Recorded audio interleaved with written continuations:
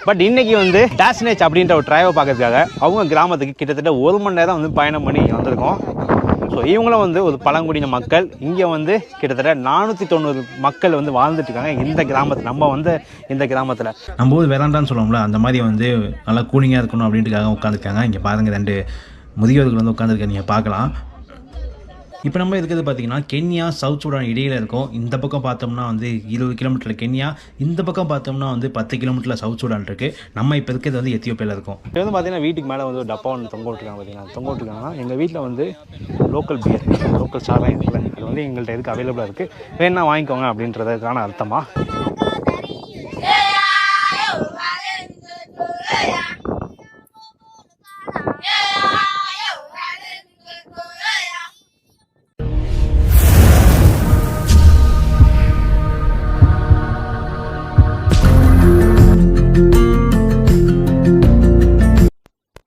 புவனி என்கின்ற புவனிதரன் நம்ம தஞ்சாவூர் மாவட்டத்தை சேர்ந்த அற்புதமான ஒரு இளைஞன் தான் இந்த புவனிதரன். எல்லாரோட இளைஞர்களுடைய ஒரு கனவாகிய அந்த புல்லட் ஒன்று வாங்கணும் அப்படின்னு சொல்லிட்டு ரொம்ப கஷ்டப்பட்டு அற்புதமான ஒரு புல்லட்டை வாங்கினாரு. புல்லட்டை வாங்கிட்டு நம்ம தமிழ்நாட்டுக்குள்ளே இருக்கக்கூடிய ஊட்டி, கொடைக்கானல், திருச்சிக்கு பக்கத்தில் இருக்கக்கூடிய கல்லணை, இப்படி பல்வேறு இடங்களுக்கு வந்துட்டு சுற்றி பார்க்க வந்தார். ஸோ கல்வி அப்படிங்கிறது பெரிய இல்லாட்ட கூட இவருக்கு வந்து அந்த கேமரா அண்ட் வீடியோ ஃபோட்டோகிராஃபி மேலே ரொம்ப ரொம்ப ஆர்வம். அதனால் பல்வேறு இடங்களுக்கு போய் அதை வீடியோ எடுத்துகிட்டு வந்துட்டு அதை போஸ்ட் பண்ண ஆரம்பித்தார். நல்லா அற்புதமாக போயிட்டு இருந்தது. நிறைய பேர் ரசிக்க ஆரம்பித்தார். நண்பர்கள் வந்து கேட்க ஆரம்பித்தாங்க. ஆனால் திடீர்னு சொல்லிட்டு அந்த புல்லட் ஆனது காணாமல் போயிடுச்சு. அப்புறம் என்ன செய்கிறது, ஆசையாக வாங்கின புல்லட் காணாமல் போயிடுச்சு. சரி, ஓகே, புல்லட் காணாமல் போனால் என்ன, நம்ம அப்படியே டூர் கிளம்பலாம்.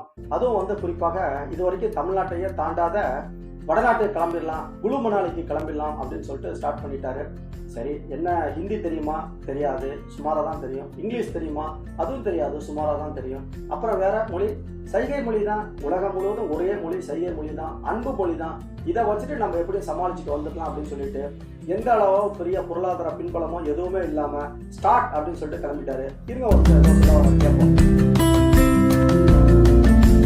முதல்ல வாங்கின பைக் வந்து பார்த்திங்கன்னா ராயல் என்ஃபீல்டு. அது வாங்கினதுக்கப்புறம் தான் வந்து என்னோடய வாழ்க்கையிலே பயணம் அப்படின்றத ஸ்டார்ட் பண்ணேன். அதுக்கப்புறம் அந்த பைக்கை வச்சு கல்லணை, ஊட்டி, கொடைக்கானல் அப்படின்னு சொல்லிட்டு சின்னதாக போயிட்டு இருந்தேன். அதுக்கு நடுவில் பார்த்திங்கன்னா வந்து 1.5 வருஷம் கழிச்சு என்னோடய பைக் வந்து காண போச்சு. சரி, பைக் காண போச்சு, என்ன பண்ணலாம் அப்படின்னு பார்த்தப்போ வந்து நம்ம பைக் இல்லாமல் பேக் பேக்கிங் பண்ணலாம் அப்படின்னு சொல்லிட்டு மணாலி போகலாம் அப்படின்னு சொல்லிட்டு பிளான் பண்ணேன். டெல்லியிலேருந்து மணாலி வந்தேன். ஃபஸ்ட் டைம் நார்த் இந்தியா, மொழி தெரியாது, எதுவுமே தெரியாது, எப்படி வந்தேன் அப்படின்னு எனக்கு இது வரைக்குமே தெரில. ஸோ அதுக்கப்புறம் இதை ஒரு வீடியோ எடுத்து நம்ம ஏன் யூடியூப்பில் போடக்கூடாது அப்படின்னு சொல்லிட்டு என்னோட பயணம் அங்கே தான் ஸ்டார்ட் ஆச்சு. என்னோட யூடியூப் கேரியே தான் வந்து அந்த மணாலிலேருந்து தான் ஸ்டார்ட் ஆச்சு. இங்கே தான் தங்க போகிறேன். ஸ்டாச் ஹோட்டல் இங்கே பாருங்கள் எப்படி பண்ணியிருக்குன்னு. பைக்காக நடக்க கூட முடியல, வெறுங்கால நடந்து போகிற மாதிரி இருக்குது. செப்பல் போட்டிருக்கேன், வழுக்குன்னு நினைக்கிறேன் ஐ திங்க். ஸோ இப்போ வந்து ராஜஸ்தானில் இருக்கேன். ராஜஸ்தான்லேருந்து சென்னை போகணும். ஆனால் பாக்கெட்டில் பார்த்தீங்கன்னா வெறும் 500 தான் இருந்துச்சு. ஸோ இதை வச்சு எப்படி ட்ராவல் பண்ணலாம் அப்படின்னு பார்த்தப்போ வந்து பட்ஜெட் ட்ராவலிங்கில் வந்து ஹிச் ஹேக்கிங் அப்படின்னு சொல்லிட்டு ஒன்று இருக்குது. லிஃப்ட் டிக்கெட்டே வந்து ட்ராவல் பண்ணலாம். சரி, நம்ம ஏன் வந்து ராஜஸ்தான்லேருந்து சென்னை வந்து லிஃப்ட் டிக்கெட்டு போகக்கூடாது அப்படின்னு சொல்லிட்டு நான் லிஃப்ட் டிக்கெட் ட்ராவல் பண்ண ஆரம்பித்தேன். ராஜஸ்தான்லேருந்து சென்னை போகிறதுக்கு 12 நாள் ஆச்சு. அந்த 12 நாள் பார்த்திங்கன்னா எனக்கு ஒரு வித்தியாசமான அனுபவம் இருந்துச்சு. ஏன்னா டெய்லியும் ஒவ்வொரு மக்கள் வீட்டில் தங்குறது, அவங்க கூட உட்காந்து சாப்பிட்றது, யாருனே தெரியாது, அவங்க வீட்டில் சாப்பிட்டுட்டு இருப்பேன். அவங்க வந்து எனக்கு ஹெல்ப் பண்ணுவாங்க, டென்ட்டு போடுறது இடம் கொடுப்பாங்க, பெட்ரோல் பங்குலாம் தங்கியிருக்கேன். அப்படி தான் வந்து வித்தியாசமான அனுபவத்திலே வந்து இந்த 12 நாள் ஆச்சு. சரியா நம்ம இதையே ஒரு வீடியோ எடுத்து போடக்கூடாதுன்னு சொல்லிட்டு அந்த பயணம் ஃபுல்லாகவே வந்து வீடியோ எடுத்து ரெக்கார்ட் பண்ணி வச்சுருந்தேன். அந்த வீடியோவை எடிட் பண்ணியே வந்து நான் யூடியூப்பில் வந்து அப்லோட் பண்ண பார்த்திங்கன்னா வந்து மக்கள்கிட்ட வந்து நல்ல வரவேற்பே கிடச்சிது.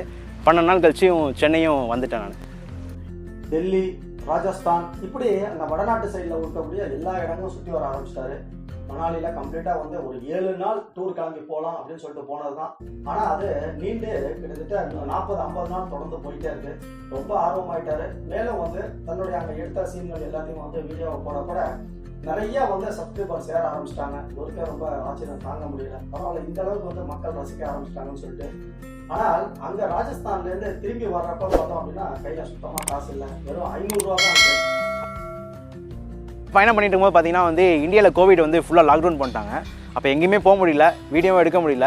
ஸோ அந்த டைமில் தான் வந்து ஆஃப்ரிக்காவில் கென்யா ஓப்பனில் இருக்குது அப்படின்னு சொன்னாங்க. ஸோ கென்யாவுக்கு வந்து இந்தியர்கள் ட்ராவல் பண்ணலாம் அப்படின்னு சொன்னாங்க. நம்ம ஏன் ஒரு ஆஃப்ரிக்கா நாட்டுக்கு போய் வீடியோ எடுத்து யூடியூப்பில் போடக்கூடாது அப்படின்னு சொல்லிட்டு தான் வந்து கென்யாவோட ட்ரிப்பே ஸ்டார்ட் ஆச்சு. ஆப்பிரிக்கா மக்களை படத்தில் காமிக்கிற மாதிரி வந்து ரொம்ப பயங்கரமாக இருப்பாங்க, கண்டெல்லாம் வச்சுருப்பாங்க அப்படின்னு நினச்சி தான் வந்து நாங்கள் போனேன்.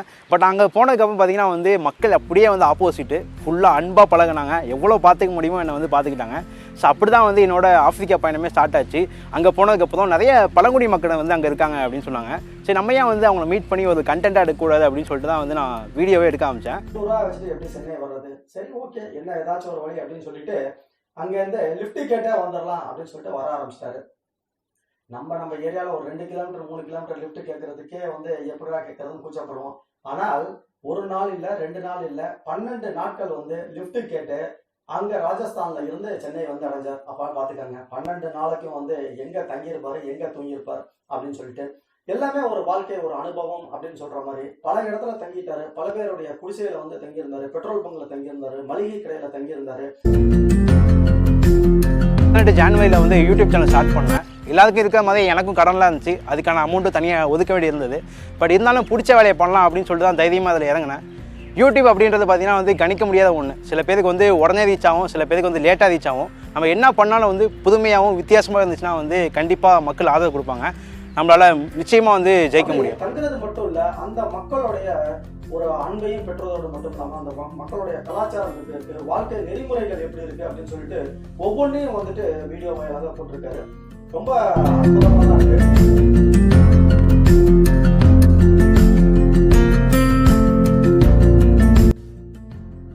நம்ம எல்லாருடைய வாழ்க்கையிலுமே கோவிட்டுக்கு முன்னால் கோவிட்டுக்கு பின்னால் அப்படின்னு சொல்லிட்டு பிரிக்கலாம்.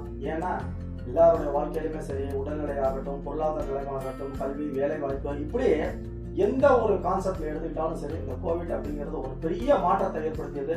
அதே மாதிரி இந்த புவனியோட வாழ்க்கையிலும் சரி கோவிட் வந்து எங்கேயுமே நவர முடியாம வீட்லயே வந்து ஒரே இடத்துல ஸ்டாக்னேட் ஆன மாதிரி கிடக்க வேண்டிய சூழ்நிலை ஏற்பட்டுருச்சு. அதுல ரொம்ப வருத்தத்தோடு தான் இருந்தாரு. இருந்தாலும் அதன் பிறகு வந்து கோவிட்ல இருந்து கொஞ்சம் ரெஸ்ட்ரிக்ஷன் தளர்ந்து வெளியில கிளம்பலாம் அப்படின்னு சொன்ன உடனே ஜூட் அப்படின்னு சொல்லிட்டு சரி சவுத் ஆப்பிரிக்கா கண்ட்ரிஸ் கிளம்பலாம் அப்படின்னு சொல்லிட்டு கிளம்பிட்டாரு. அதுக்கப்புறம் வந்துட்டு Kenya, Uganda, Ethiopia, Tanzania, Dubai, அதுக்கப்புறம் உஸ்பெகிஸ்தான், எஜிப்டு, இப்படி சூடான், இப்படி பல்வேறு நாடுகளுக்கு வந்து சுத்த ஆரம்பிச்சிட்டாரு. ஒரு அந்த சைடு ஆப்பிரிக்கன் கண்ட்ரிஸ்க்குலாம் போகணும் அப்படின்னா நிச்சயமா எந்த மொழி இருந்தாலும் லாய்ப்படாது. நம்மள்ட்ட இங்கிலீஷ் ஃபுல்லாக தெரிஞ்சாலும் சரி அது வந்து உபயோகமாகாது. ஒரே செய்கை மொழி, அன்பு மொழி தான். 1970-80 வாக்கில் தமிழ்வாணன் அப்படின்னு சொல்லிட்டு அற்புதமான கல்கண்டு ஆசிரியர் இருந்தார். அவர் அப்போ வந்து உலகத்தின் பல்வேறு நாடுகளுக்கு போய் அவர் வந்து பயண கட்டுரை எழுதி அந்த சமயத்தில் வந்து குமுதம், கல்கண்டு இந்த மாதிரி புக்கில் வந்து ரொம்ப அற்புதமாக வந்தது. அதை பல லட்சக்கணக்கான மக்கள் வந்து ரசித்து அந்த இதை ஆர்வமாக படிப்பாங்க. அது வந்து பயண கட்டுரையாக இருந்தது. நம்மளுடைய புவனி அவர்கள் வந்துட்டு பயண வீடியோவாக எடுத்து இந்த போடு உகாண்டா எல்லா நாட்டுக்கும் போனதும் வந்து வீடியோவை போட்டு பல லட்சக்கணக்கான மக்கள் வந்து ரசிக்க ஆரம்பிச்சிட்டாங்க. ரொம்ப அற்புதமாக இருக்குது. இன்றைக்கி வந்து சுமார் அவருக்கு வந்து 10 லட்சம் சப்ஸ்கிரைபர் ரீச் பண்ண போகிறாரு. இப்போதைக்கு வந்து 8,57,000 சப்ஸ்கிரைபர் இருக்காங்க. 360க்கும் மேற்பட்ட வீடியோக்கள்லாம் போட்டிருக்காரு. இன்னும் வீடியோ போஸ்ட் பண்ணிட்டு தான் இருக்காரு. ஆப்பிரிக்கன் கண்ட்ரீஸில் வந்து ரொம்ப அந்த பழங்குடி மக்களோட இணைந்து அவங்களோட பழகி பேசி நடு காட்டில் வந்துட்டு அந்த குரங்கு வேட்டை வீடியோலாம் பார்த்தா அவங்களுக்கு ரொம்ப ரொம்ப ஆச்சரியமாக இருந்துச்சு. அவருடைய சேனலை ஒரு தடவை விசிட் பண்ணி அந்த வீடியோலாம் பாருங்கள். மொழியே தெரியாத ஆட்கள்கிட்ட யாரோ ஒரு புது மனிதர் 10-15 பேர் கூட இருந்து நடுராத்திரி வந்துட்டு பௌர்ணமி அன்னைக்கு நடு காட்டில் வந்து குரங்கு பிடிக்கிறேன் அப்படின்னு சொல்லிட்டு போயிட்டு அங்கே என்ன கிடைக்கிதோ அதை சாப்பிட்டு அதை வாழ்ந்து அப்படியே வந்து வர்றது அப்படிங்கிறது உண்மையிலே ரொம்ப ரொம்ப ஆபத்தான பணி தான். பட் அதையும் சமாளித்து நிச்சயமாக நம்மளுடைய சேனலுக்காக அது வந்து வீடியோ போஸ்ட் பண்ணணும் அப்படிங்கிறதுக்காக பல்வேறு விதமான ரிஸ்க் எடுத்து தான் இந்த நிகழ்ச்சியை செஞ்சிருக்காரு. ரொம்ப ஒரு அற்புதமான சாகச வீரர் அப்படின்னு சொல்லிட்டு நிச்சயமாக சொல்லலாம். பரணியும் அவரது குடும்பத்தாரும் வாழ்க வளமுடன் என்ற அன்போடு வாழ்த்துவோம். இவர் தான் வந்து நான் வந்து ஒரு வீடியோ சேனல் ஆரம்பிக்கிறது நிச்சயமா ஒரு இன்ஸ்பிரேஷனாக இருந்தார், ஒரு மோட்டிவேஷனாக இருந்தது அப்படின்னு சொல்லிட்டு நிச்சயமா நான் அன்போட சொல்வேன். அதனால இந்த சந்தர்ப்பத்தில் அவருக்கு நிச்சயமாக ஒரு நன்றியை தெரிவித்துக் கொள்கிறேன்.